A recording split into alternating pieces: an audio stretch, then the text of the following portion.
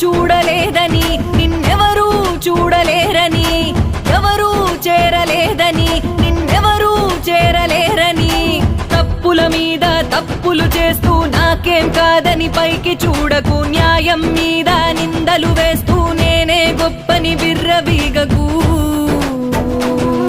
ఆ పరమేశ్వరుని మూడో కన్నే అన్నీ చూస్తుంది, శిక్షలు వేస్తుంది, తప్పించుకోలేవులే.